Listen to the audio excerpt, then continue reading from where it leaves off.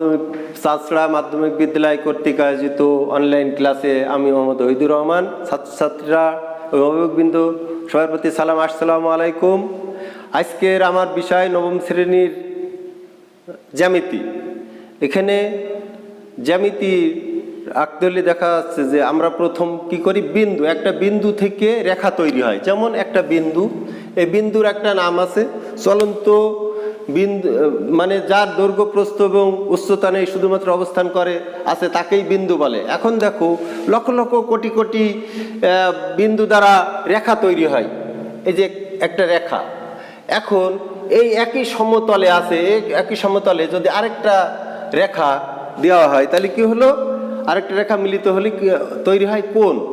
এখন দেখা যাচ্ছে এই কোণটা দেখা যাচ্ছে আরেকটা দাগ দেওয়া হলো, তাহলে কি হলো, একটা ত্রিভুজ। এটা হলো একটা ত্রিভুজ, মনে করেন এ বি সি একটা ত্রিভুজ।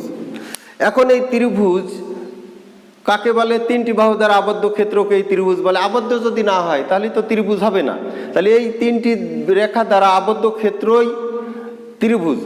এখন দেখা যাচ্ছে যে এর বিভিন্ন মাপ আছে, বিভিন্ন কোণের বিভিন্ন মাপ আছে। দেখা যাচ্ছে যে ত্রিভুজ, বাহুভেদে ত্রিভুজ তিন প্রকার, আবার কোণ ভেদেও ত্রিভুজ তিন প্রকার। এখানে এই যে ত্রিভুজটা, মনে করো এর কোনো একটা বাহুর সাথে আরেকটা বাহুর মিল নেই, এটা কেমন হবে, বিষমবাহু ত্রিভুজ। তাহলে ত্রিভুজ দেখা যাচ্ছে যে বাহুভেদে তিন প্রকার, সমবাহু ত্রিভুজ, সমদ্বিবাহু ত্রিভুজ, বিষমবাহু ত্রিভুজ। যে ত্রিভুজের সমবাহু ত্রিভুজ কাকে বলে বন্ধুরা, আমি একটা দেখাই। মনে করেন একটা রেখা আঁকা হলো, এই রেখাটার যে মাপ আছে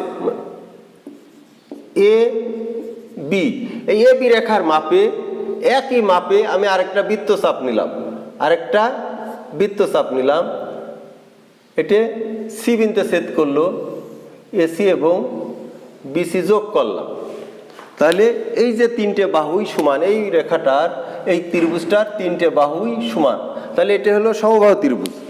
এখন যদি বলা হয় সমদ্বিবাহু ত্রিভুজ, তাহলে যে কোনো মাপে একটা ত্রিভুজ আঁকা হলো, যে কোনো মাপে একটা রেখা আঁকা হলো। রেখাটার দেখো নির্দিষ্ট একটা মাপে, নির্দিষ্ট মাপে, মনে করেন এ এবং বি নিলাম, এ এবং বিকে কেন্দ্র করে একই পাশে একই ব্যাসার্ধ নিয়ে দুটো বৃত্তচাপ আঁকলাম। তাহলে দেখো বন্ধুরা, এই যে রেখাটা, এই রেখাটা এবং এই রেখাটা কিন্তু সমান, ঠিক আছে।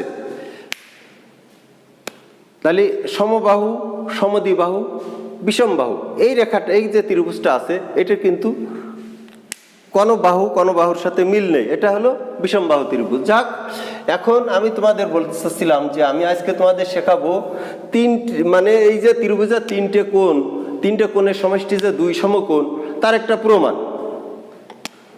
আমরা জানি। তার আগে আমি বলি বন্ধুরা, এই যে একটা রেখা আঁকা হলো, এখানে একটা বিন্দু দেওয়া হলো, তাই না। এই বিন্দু, এটা কি, এখানে একটা কোণ তৈরি হলো, এটা কি সরল কোণ।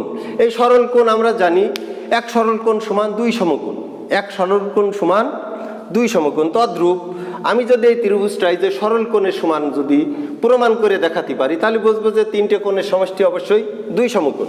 যাক, এখন এইটা, তাহলে তিনটি বাহু দ্বারা আবদ্ধ ক্ষেত্র, মনে করি এবিসি একটি ত্রিভুজ, প্রমাণ করতে হবে যে কোণ এ প্লাস কোণ বি প্লাস কোণ সি সমান দুই সমকোণ বা 180 ডিগ্রি বা এক সরল কোণ। আচ্ছা, যাক, এখন দুই সমকোণ, কোণ এ প্লাস কোণ বি প্লাস কোণ সি সমান দুই সমকোণ। এখন আমি এটা প্রমাণ করে দেখাবো। তাহলে ত্রিভুজ দেখা আছে, জ্যামিতি লিখতে হলে প্রথম লেখা হয় ত্রিভুজের তিন কোণের সমষ্টি দুই সমকোণ। এটা কি সাধারণ নির্বাচন, প্রথম লেখা হয়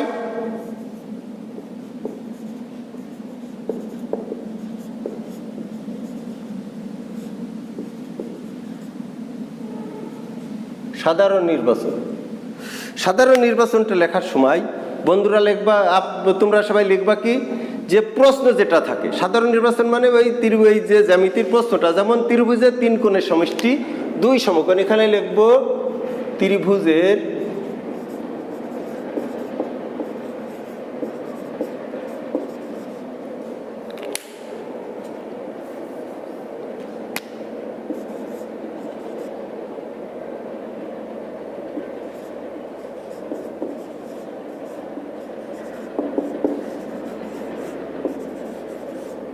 সমষ্টি 2 সমকোণ। বিশেষ নির্বাচন এবার লেখা হবে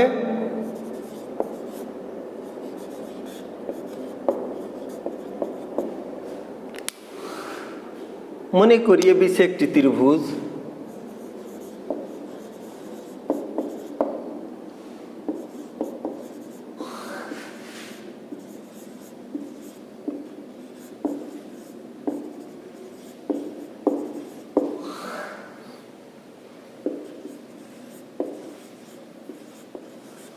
প্রমাণ করতে হবে যে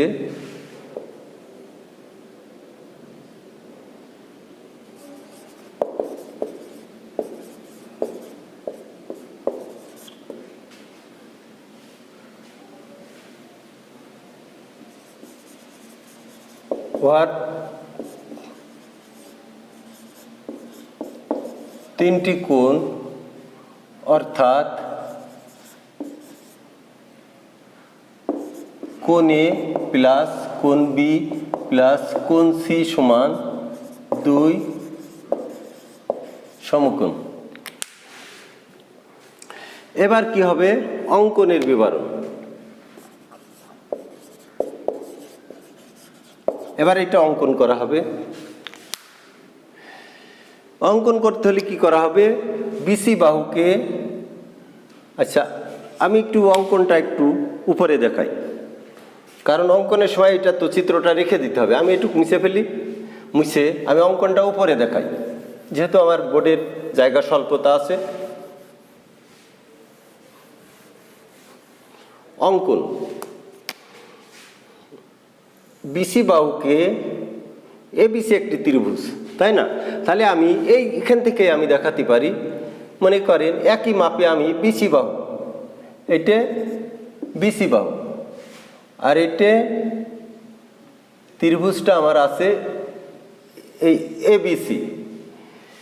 এখন বিসি বাহুকে আমি বর্ধিত করব ডি পর্যন্ত, বিসি বাহুকে ডি পর্যন্ত বর্ধিত করি। এবি রেখার সমান্তরাল সি রেখা কি, তাহলে এবি রেখার সমান্তরাল যদি আঁকতে হয় তাহলে এই কোণটা সমান, এখানে আমার কোণ আঁকতে হবে, এই জায়গায় এই কোণের সমান করে কোণ আঁকলাম। তাহলে এই মাপে আমি এখান থেকে নিলাম, একই মাপে কেটে নিলাম এই সি। তাহলে দেখা যাচ্ছে এবি বাহু এবং বিসি বাহু, এবি রেখা এবং বিসি রেখা দুটো সমান্তরাল। এখন দেখো বন্ধুরা, যেহেতু এখানে আমার অঙ্কন শেষ হয়ে গেল, এখন হবে প্রমাণ। অঙ্কন শেষ হয়ে গেল, এবার হবে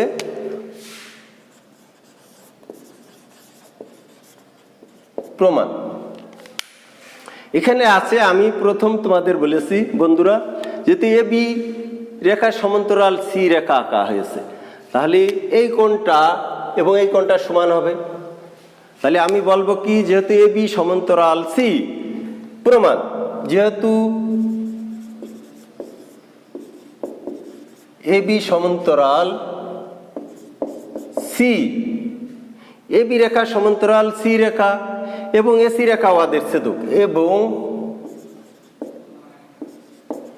এসি রেখা ওদের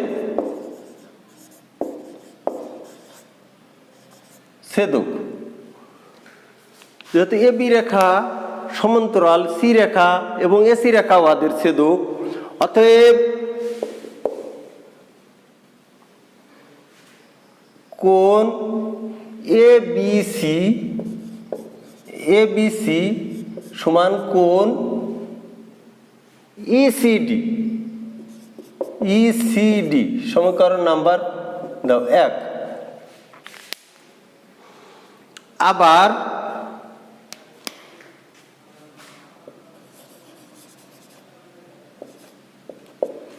এবি রেখা সমান্তরাল সমান্তরাল সি এবং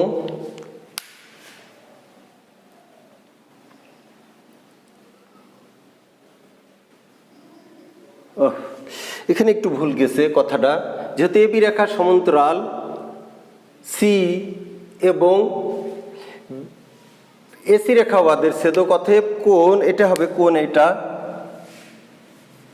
কোণ বিএসি, এই কোণটা হবে কোণ বিএসি সমান এইটা একান্তর কোণ কোণ এসি, কোণ বিএসি সমান কোণ এসি এসিই। এখানে লেখা যায় একান্তর কোণগুলো সমান, একান্তর কোণগুলো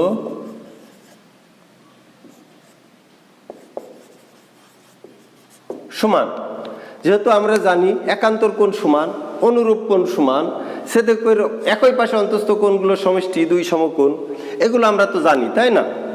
তাহলে এ বি রেখা সমান্তরাল সি এবং এসি রেখা ওদের ছেদক, অতএব কোণ এ বিএসি সমান কোণ এসি, সমীকরণ নম্বর 1, একান্তর কোণগুলো সমান। আবার এ বি সমান্তরাল সি এবং বিসিডি রেখা ওদের ছেদক এবং বিসিডি রেখা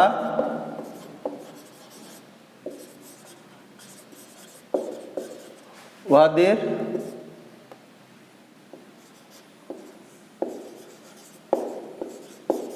ছেদক, অতএব কোণ এ বি সি, কোণ এ বি সি সমান কোণ ইসিডি, ইসিডি সমীকরণ নাম্বার 2।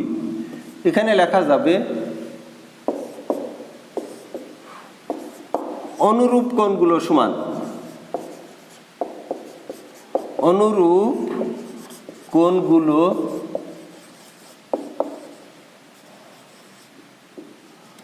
সমান।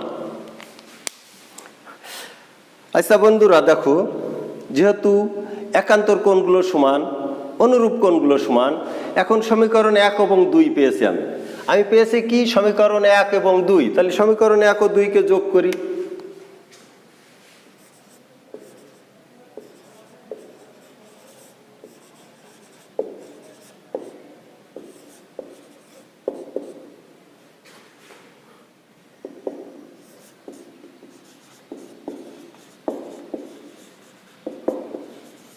যোগ করিয়া সমীকরণ 1 কি আছে,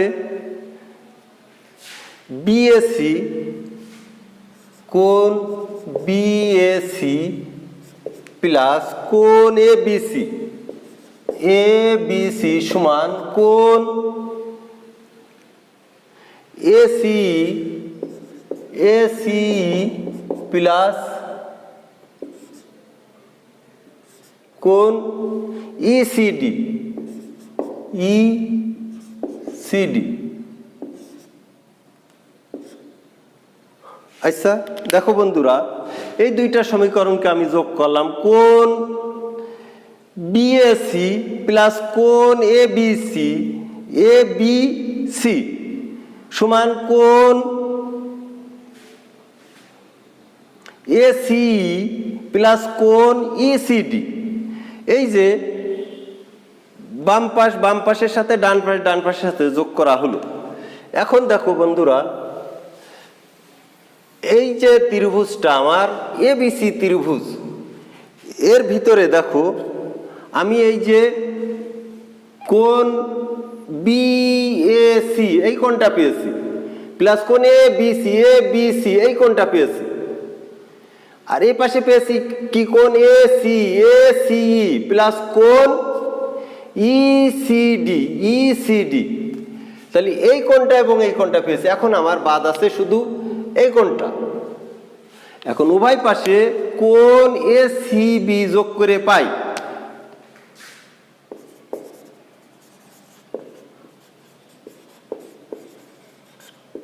কোণ এসিবি, এসিবি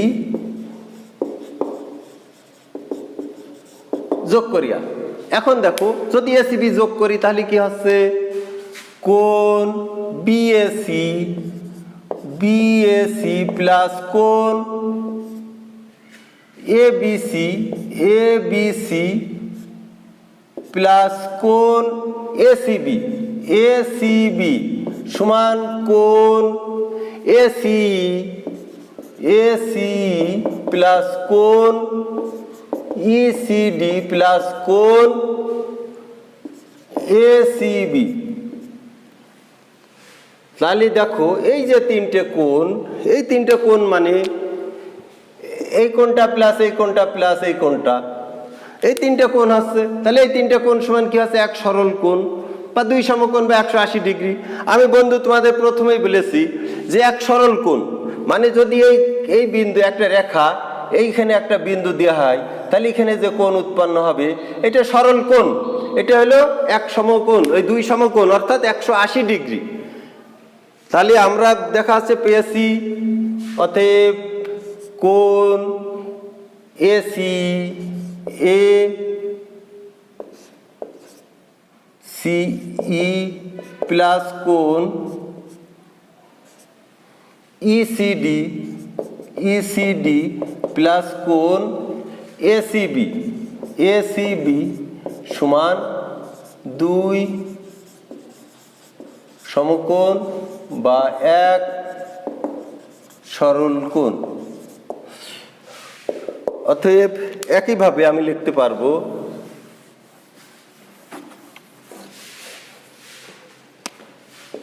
কোণ বিএসি বিএসি প্লাস কোণ এ বিসি প্লাস কোণ এসি সমান দুই সমকোণ বা এক সরল কোণ। অতএব কোণ এ প্লাস কোণ বি প্লাস কোণ সি সমান দুই সমকোণ। বন্ধুরা তোমরা তো বুঝতেই পারছো তাহলে যে ত্রিভুজের তিন কোণের সমষ্টি যে দুই সমকোণ, তার প্রমাণ দেখানো হলো। আচ্ছা, আগামী ক্লাসে আবার তোমাদের সাথে দেখা হবে। আজকে এ পর্যন্ত, ধন্যবাদ সবাইকে।